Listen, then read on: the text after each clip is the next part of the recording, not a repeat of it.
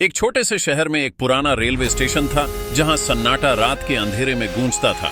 पुराने पेंट से चिढ़ाते खड़े लकड़ी के स्लीपर, उनके नीचे घास और जंगली फूल खिलते थे, पर स्टेशन की रूहानी कहानियां किसी को भी सोने नहीं देती थीं। हर रात के 12 बजे एक रहस्यमयी ट्रेन में ठंडी हवा के झोंके के साथ एक दस्तक होती थी, लेकिन इस ट्रेन का कोई यात्री नहीं होता। एक रात जब चांद की रोशनी ने स्टेशन को सुनहरा बना दिया, एक युवक अपने मन में जिज्ञासा लेते खड़ा था। घड़ी ने 12 बजे का समय दिखाया और अचानक ट्रेन के दरवाजे बेआवाज खुले। युवक ने देखा कि एक खूबसूरत लेकिन डरावनी औरत उतरी।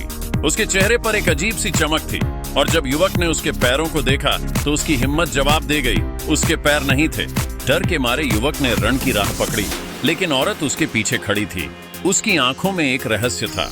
जब उसने पलटा तो उसकी निगाहें उसकी ओर थम गईं। एक सिहरन उसे चुभ गई और वह चीख मारते हुए बेहोश हो गया। सुबह लोगों ने उसे बेहोश पाया और अस्पताल में भर्ती कराया, पर यह सब अधूरा रह गया। युवक कभी होश में नहीं आया और रह गई बस एक कहानी। कुछ दिन बाद एक और युवक ने उस स्टेशन पर जाने का साहस किया। जैसे ही वह वहां पहुंचा, उसे एक सूती बोर्ड पर शब्द मिले, यहाँ से भाग जाओ, यहाँ तुम्हारी मौत है। युवक का दिल धड़कने लगा और उसने भागने का फैसला किया, पर जब उसने मुड़कर देखा तो स्टेशन अदृश्य हो गया। यह वह पल था जब उसका चीखता हुआ स्वर हवा में गूंजा, लेकिन कोई सुनने वाला नहीं था। अगली सुबह एक बार फिर से लोग उसे बेहोश पाया और चिकित्सा की चाहत में उसे अस्पताल में भर्ती किया, लेकिन उसकी किस्मत ने उसे भी रहस्यमय तरीके से अलविदा कह दिया। अब लोग कहते हैं कि उस स्टेशन पर दोनों युवकों की आत्मा भटकती है।